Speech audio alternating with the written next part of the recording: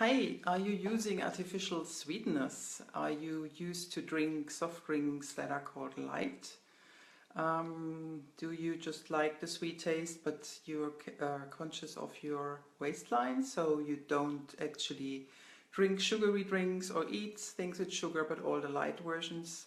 Then this episode today might be especially for you because there is something to know about artificial sweeteners. If you don't know it yet, I would like to tell you today. And because I am a migraine and headache expert, so my topic is coming from the angle of migraine prevention, but actually this is pretty damn important for everybody because it's really impacting our health. So just a little information session here today. So if you don't know me, my name is Martina, and as I said, I'm a health coach and I'm specialized in migraine and headache elimination, so helping people to get rid of those pains in their life. And with that, actually, when they apply the changes that I propose and that we work towards, then often, or actually haven't seen a case where it was not happening, they all have a better life, better health anyway, and with that they feel really better and more active in their life. So that's good to see. And I want to really share some information of what I have collected over the years from my experience and from research. So artificial sweeteners, I know many people use them consciously because they think they can lose weight or not gain weight. And others maybe not aware because they don't check the labels if there are artificial sweeteners, and those are especially aspartame, saccharin and sucralose. And unfortunately it's now really not a hidden fact anymore. I think the industry really should admit to what researchers have found, that there are quite a few health implications with using those. And one of them that is related to migraine is that especially aspartame seems to be a really huge migraine trigger. So if you have migraines and you don't know any other cause, and you might check a little bit what's happening, maybe check if you are using products with artificial sweeteners. It could be also your industrialized food, your convenience food that you pick up because you want to eat something quickly, and there might be some artificial sweetener in there. So that would be good to check and then see if you still get migraine attacks. My view on this is really that often it is the accumulation of more triggers to cause a migraine attack, but sometimes, it could be actually just something as little as a tiny amount of artificial sweetener in your drink or your food. So, and apart from causing maybe migraine, triggering migraine in some people, there is also the fact that it can actually contribute to people getting obese, or even worse, or as a consequence, to get diabetes, to get insulin resistant. So that is really quite a biggie. And I would try and do anything in my power, and I hope you want to do that as well, to see that not so much because of the weight, but because of the health implications with getting even diabetes, to avoid taking anything artificial that could cause that. And so the question is, of course, what can you do instead? And there are a lot of so-called natural sugars, or some of them are really natural, like for example, if you just take dates, they're very natural in their form and they're actually nice for some recipes. But with all these, you have to, because there are other health implications, it's good to see which ones do raise my blood sugar level high and quickly high, so which ones have a glycemic index that is high. And normally it's better to use the ones that have a very low glycemic index. So a lot of research is now pointing to coconut blossom sugar to be one of the sugars with the less glycemic index, so it's quite low. and also it still has quite some minerals, so it's one of the better sugars, new sugars so to say, on the market.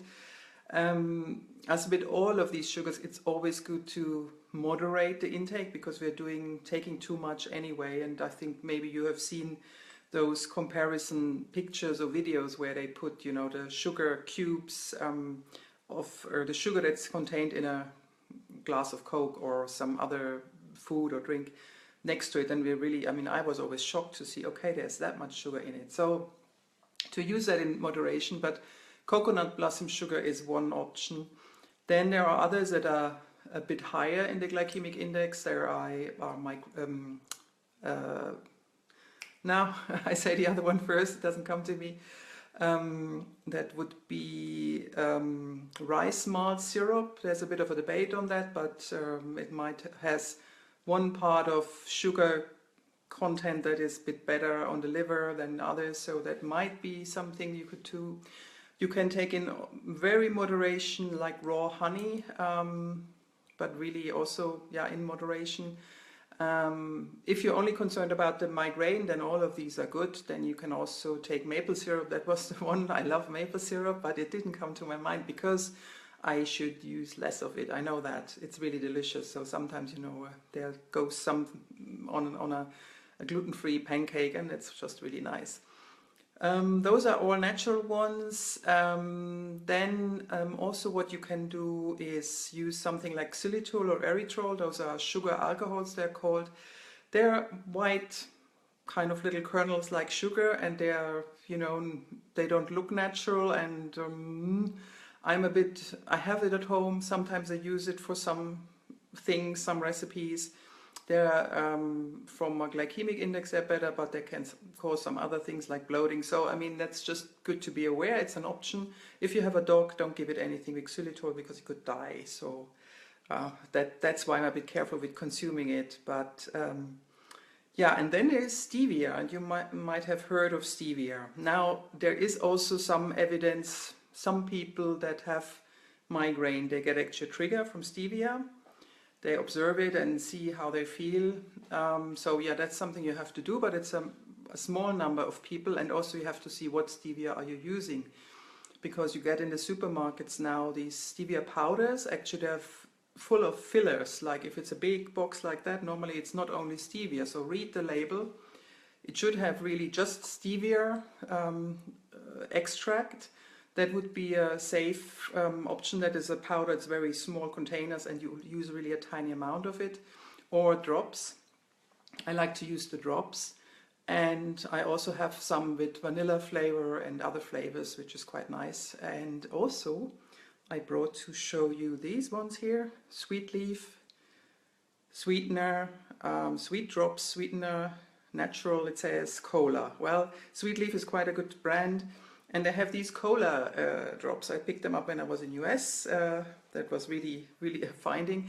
And now when I'm tired of drinking just plain water, or I'm tired of drinking water with lemon, which I do, which is nice and healthy, and I can drink that, but sometimes you want it a bit sweeter, you want another taste experience. So I put just a few drops of this in, and some lemon juice and water, and then it tastes like something that we have here in Germany, which is called Spezi, which is a mixture of Coca-Cola and lemonade. And the taste is really nice. Of course, I'm not really in favor of drinking Coca-Cola, but sometimes this taste, you know, it's something you're used to. It's nice to have that again. So I use that every now and then, and it really helps, you know, with drinking more. Because when I just drink plain water, then I forget to drink, or I don't have this hankering for it. I have to kind of force myself. And when I make this, I make a big glass of it, and then it is really good. Like, you know, you drink more because it's refreshing, it tastes nice. And that again, as you know, probably is good for your migraine elimination again, because you go against your dehydration. I mean, you hydrate your body when you drink more, so that is a good thing. And I always have to work on that. So those are my few small tips, because artificial sweeteners are really small and low quantity, but even something in low quantity can make a damage, can make an impact.